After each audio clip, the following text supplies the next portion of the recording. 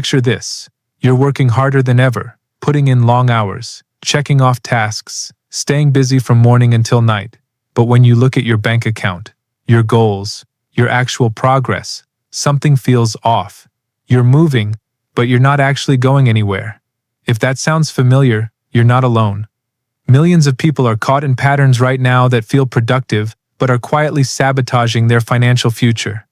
And if you keep following these same behaviors in 2026, you'll wake up next year in the exact same position, wondering why nothing ever changes. Let's start with the most damaging habit that almost nobody talks about honestly.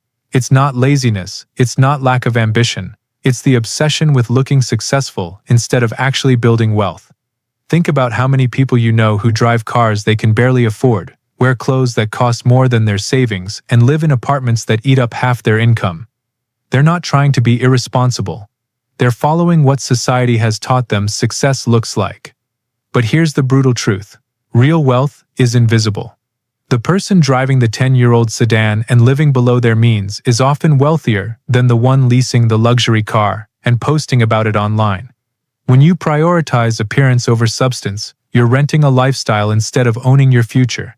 Every dollar spent on impressing people who don't care about you is a dollar that could have been working for you, compounding, growing, building actual security. The second behavior destroying financial progress is what I call the optimization trap.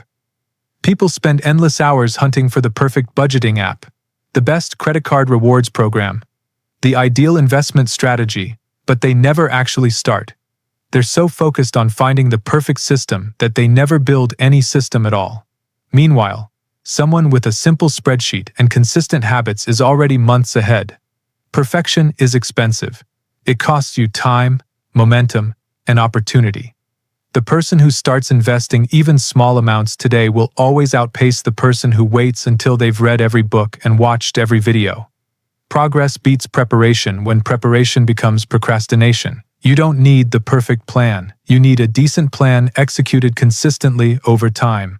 Now let's talk about income, because this is where people get really confused. There's this idea floating around that if you just work hard enough at your job, put in extra hours, prove your value, the money will follow. And sometimes that's true, but often it's not. Many people are working incredibly hard in positions that simply don't have upward financial mobility built in. They're giving everything to jobs that see them as replaceable.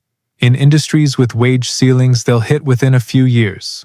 Hard work matters, but only when it's directed towards something with actual growth potential. If your income has barely moved in 3 years despite your effort, that's not a reflection of your worth. It's a signal that your current path has structural limitations. The uncomfortable reality is that switching jobs, learning new skills, or building additional income streams will almost always increase your earnings faster than loyalty to an employer who isn't investing in your growth. Here's another pattern that keeps people stuck: treating every month like it's independent from the last. Spending whatever's left after bills without thinking about how those small decisions add up over time. $50 here, $70 there, a subscription you forgot about. Impulse purchases that seem harmless in the moment. But money has memory. Those choices compound just like investments do, except in reverse. $100 spent every week on convenience and entertainment is over $5,000 a year. That's not a judgment about enjoying life. It's math. And the people who build wealth understand that math viscerally. They see their spending not as isolated transactions, but as choices that echo forward. They ask themselves not just can I afford this, but what am I giving up long-term by making this choice now? That shift in perspective changes everything. Then there's debt, and not just the obvious kind. Yes, high-interest credit card balances are financial poison, but there's also lifestyle debt. The kind that doesn't show up on a credit report. It's the commitment to a living situation that requires you to earn a certain amount just to survive. It's the expectation you've set for yourself about what your life should look like that forces you to keep spending at a level you can't actually sustain. Lifestyle debt traps you just as effectively as actual debt because it eliminates your flexibility. It means you can't take risks, can't make career changes, can't invest in opportunities, can't build an emergency fund, because every dollar is already spoken for. People who escape this trap do something counterintuitive. They build space into their lives. They choose housing that costs less than they can afford. They resist lifestyle inflation when their income increases. They create margin, and that margin becomes the foundation for every good financial decision that follows. Let's address something that makes people uncomfortable: the role of social circles in financial outcomes. You've probably heard the saying that you're the average of the 5 people you spend the most time with. When it comes to money, that's not motivation poster nonsense. It's observable reality. If everyone around you normalizes living paycheck to paycheck, if your social life revolves around expensive activities, if the people you talk to most never discuss investing or building assets, those patterns become your baseline. Not because you're weak-minded, but because humans are social creatures who calibrate their behavior to their environment. Changing your financial trajectory often requires changing who you learn from and what you consider normal. That doesn't mean abandoning friends. It means being intentional about seeking out people who have what you want and learning how they think about money differently than you currently do. Now here's a behavior that's become epidemic in the last few years: consuming endless financial content without implementing anything, reading books about wealth building while making the same spending decisions, watching videos about investing but never opening an account, following influencers who talk about passive income while remaining entirely active and earning nothing additional. Information without action is just entertainment. And the danger is that it creates the illusion of progress. You feel like you're doing something because you're learning. But learning without application is just expensive procrastination. The people getting ahead aren't the ones who know the most. They're the ones who know enough and then do something with it. They take imperfect action. They make mistakes and adjust. They build momentum through doing, not through endless preparation.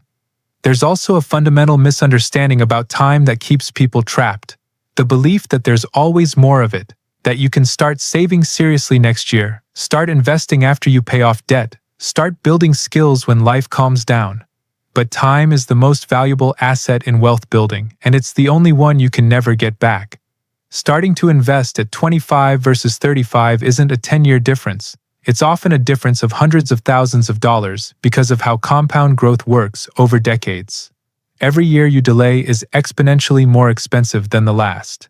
The people who understand this don't wait for perfect conditions. They start now with what they have, even if it's small, because they know that time in the market beats timing the market, and time spent building skills beats waiting for the right moment. Let's talk about risk, because this is where a lot of financial education gets it wrong. People are told to avoid risk, to play it safe, to be conservative with money. But the reality is that not taking certain risks is the biggest risk of all.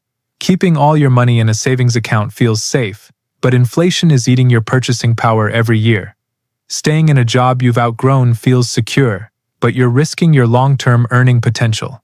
Avoiding investments because you might lose money means guaranteeing that you'll never build wealth.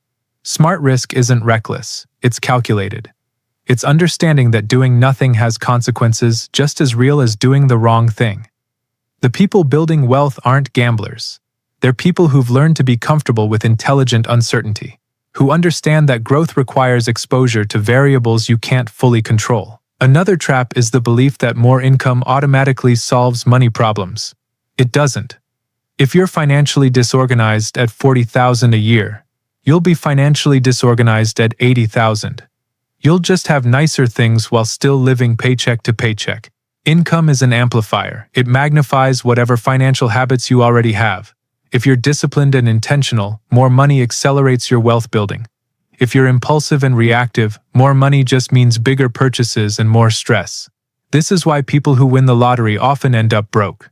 The money changed, but their relationship with money didn't. Before you focus on earning more, get your foundation right. Build the habits, create the systems, develop the mindset. Then when your income increases, you'll be ready to actually benefit from it instead of just upgrading your problems. Here's something nobody wants to hear but everyone needs to understand.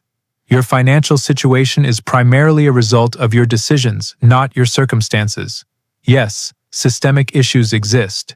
Yes, some people start with advantages others don't have. Yes, unexpected emergencies happen. But within whatever constraints you face, you have more control than you're probably exercising.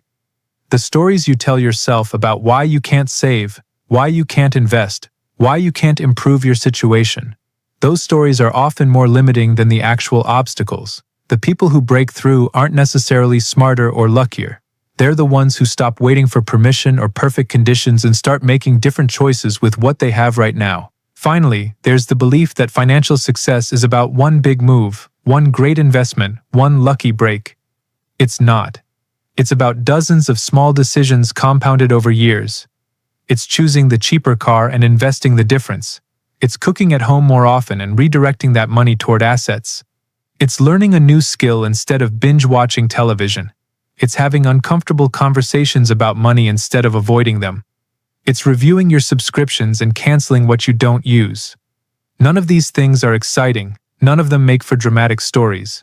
But together, consistently applied over time, they create completely different financial outcomes than the alternative. So if you want 2026 to be different, if you want to actually get ahead instead of just staying busy, the answer isn't complicated. Stop prioritizing appearance over substance. Stop waiting for perfect and start with good enough. Stop trading your time for money in situations with no growth ceiling. Stop treating your spending as isolated decisions instead of cumulative patterns. Stop surrounding yourself with people who normalize financial struggle. Stop consuming information without taking action. Stop waiting for the right time because there isn't one.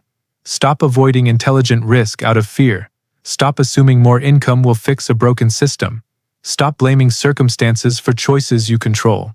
And stop looking for shortcuts when consistent fundamentals are what actually work. The gap between where you are and where you want to be isn't closed by motivation or inspiration. It's closed by changing the daily behaviors that got you here. Most people overestimate what they can achieve in a year and underestimate what they can achieve in a decade. The question isn't what you'll do differently this month. It's what you're willing to do differently every month for the next 10 years, because that's how wealth is actually built. Not through dramatic moments, but through boring consistency applied to principles that actually work. If this perspective challenged how you've been thinking about money, hit that like button. Drop a comment sharing which behavior you're committed to changing. And subscribe, because we're going to keep having these honest conversations about building real wealth in a world that profits from keeping you confused. Your financial future isn't determined by where you're starting, it's determined by what you do next.